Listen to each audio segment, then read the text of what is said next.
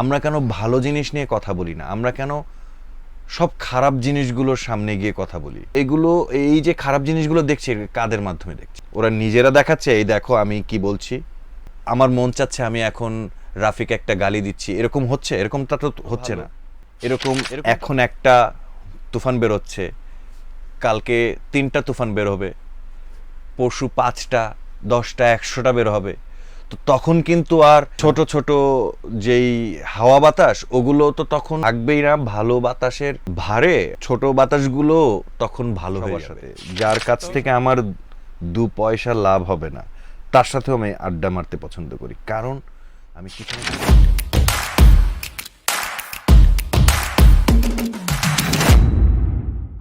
হ্যাঁ, সেটা তো নষ্ট হয়েছেই। মানে আমি আসলে ওই জায়গাতে নেই, আমি জায়গাতে আছি যে আমরা যেই দায়বদ্ধতার জায়গা থেকে আসলে কাজটা করছি, অভিনয়টা করছি এই দেশের মানুষের প্রতি, তো শুধু আমি অভিনেতা, আমার দায়বদ্ধতার জায়গা বেশি বা আছে শুধু তা নয়। এখানে আর সবারই কিন্তু নিজের জায়গা থেকে আসলে দায়বদ্ধতার জায়গা রয়েছে, সবারই নিজের জায়গাটা। মানে আমরা যদি সবার নিজের দায়িত্বটা নিজে পালন করি, তাহলে কিন্তু সব ঠিকঠাক চলে। আমরা যখনই নিজের দায়িত্ব পালন না করে আরেকজনের দায়িত্ব ঠিকমতো হলো কি না আঙুল তুলি, তখনই আসলে সিস্টেমটা কিন্তু নড়বড়ে হয়ে গেল। এইসব নিয়ে আমরা কখনো কথা বলি না বা ভাবি না। আমরা শুধু আপনি এটা কি অভিনয় করেছেন, আপনার এটা কি দরকার, আপনার দায়বদ্ধতার জায়গায় কি। কিন্তু আমি যে কোয়েশ্চেনটা করছি, আমার কি দায়িত্ব? ওই যে আমি বারবার এই গল্প তো আমি কখনো, মানে এক নারীকে শাস্তি দেওয়া হবে, সে অপরাধ করেছে, পাথর নিক্ষেপে তাকে মারা হবে।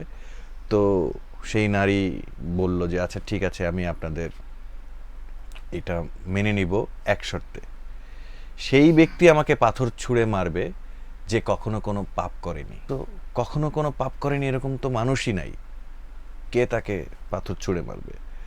তো আমরা ও পাপ করেছে, ও পাপী, ও পাপ করেছে, ও পাপী, এইটাতে ব্যস্ত।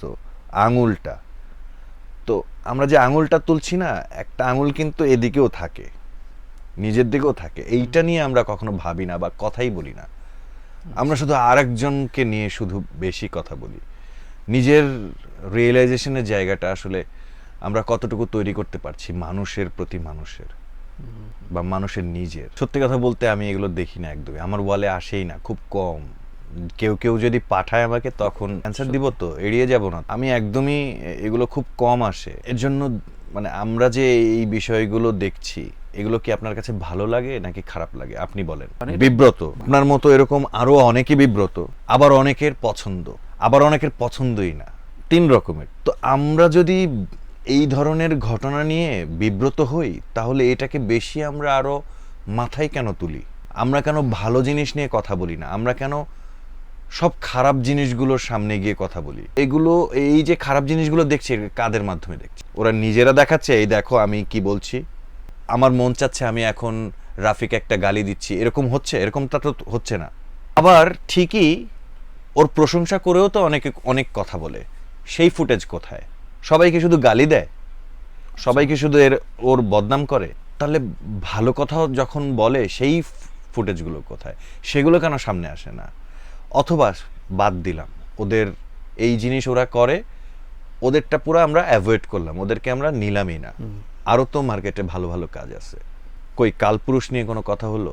বাজি বের হয়েছে, আমি বাজি এখনো দেখতে পারিনি। ভালো ভালো প্রজেক্ট হচ্ছে, ভালো ভালো কাজ হচ্ছে, ভালো ভালো কথাও হচ্ছে। আমরা শুধু, আমাদের সামনে আসে শুধু নেগেটিভ কথাগুলো, নেগেটিভ আলোচনাগুলো।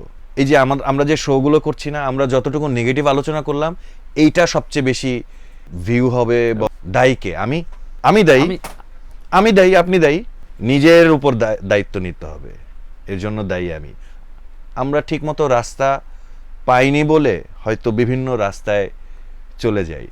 আচ্ছা, এই রাস্তাটা শক্ত করে বানানো হয়নি আমাদের আগে। তো যেহেতু রাস্তা নাই, তাহলে এই রাস্তা কে বানাবে? আমার পরের জন, আমি বানাবো। মানসিকতা এইটা খুবই ভালো, খুবই পজিটিভ। কারণ আমাদের এই ইন্ডাস্ট্রিতে কেমন ফিল্ম তৈরি হচ্ছে বা হয়েছে, সেটা তো আপনার জানাই আছে। তো আপনার কি মনে হয়নি সেই দিক থেকে আমরা এক ধাপ এগিয়ে গেলাম? তুফান দিয়ে, এরকমটা কি আপনার মনে হচ্ছে? এটা তো সবারই মনে হচ্ছে এটা ইন্ডাস্ট্রির জন্য ভালো। এরকম এখন একটা তুফান বেরোচ্ছে, কালকে 3টা তুফান বের হবে, পরশু 5টা, 10টা, 100টা বের হবে। তো তখন কিন্তু আর এই ছোট ছোট যেই হাওয়া বাতাস ওগুলো তো তখন থাকবেই না। ভালো বাতাসের ভারে ছোট বাতাসগুলো তখন ভালো হয়ে যাবে। ভাই আমার মনে হয় এখানে ইন্ডাস্ট্রি কন্ট্রোলার যারা, তাদের উপর ডিপেন্ড করে এই পুরো বিষয়টা। যখন আগে ঈদ ছাড়াও রেগুলার সিনেমা হলে সিনেমা যেত, তখন যে কন্ট্রোলার যারা ছিলেন তারা কিন্তু বিজনেসের কথা মাথায় রেখেই কিন্তু ওই কন্ট্রোলটা করতো যে একে দিয়ে বিজনেস করব, একে সামনে তুলে আনো, বিজনেস শেষ, একে তুলে আনো, একে দিয়ে বিজনেস করব, আবার একে দিয়ে বিভিন্ন ক্যাটাগরির প্রোডাক্ট তারা রেডি করে বিভিন্ন সময়ে সিনেমা আসলে তৈরি করেছেন এই দেশে। এখন আমার কথা হচ্ছে, এখন যারা কন্ট্রোলার টপ লেভেলে, যারা কন্ট্রোলটা করছে আমাদের ইন্ডাস্ট্রি, আমাদের সিনেমা, কন্ট্রোল তো কেউ না কেউ করেই, না করলে তো মানে কিভাবে ডিসিশন হচ্ছে যে এই সিনেমাটা এত বড় বাজেট হবে আর এই সিনেমা এইটুকু বাজেট হবে, বা মানে কন্ট্রোল কেউ না কেউ তো করেই, কোথাও না কোথাও গিয়ে তো কন্ট্রোল হয়ই। সো এইটা যদি ঠিকঠাকভাবে কন্ট্রোলটা করা যায়, ফিউচার প্ল্যান চিন্তা করে, যেটা অন্যান্য দেশের ওরা করে, আমাদের এই দেশে করা হচ্ছে কিনা সেটা, ওইখানে নানান উপাদানের প্রোডাক্ট আছে, যার যেটা পছন্দ। টাইগার শ্রফ পছন্দ কারো কারো, আমার পছন্দ না। যার যেরকম প্রোডাক্ট পছন্দ সে সেটাকে লুফে নিচ্ছে। এগুলো সব দায় ভাই আমার উপর পড়বে, আপনার উপর পড়বে, কারো উপর দায় দিয়ে লাভ নেই আসলে।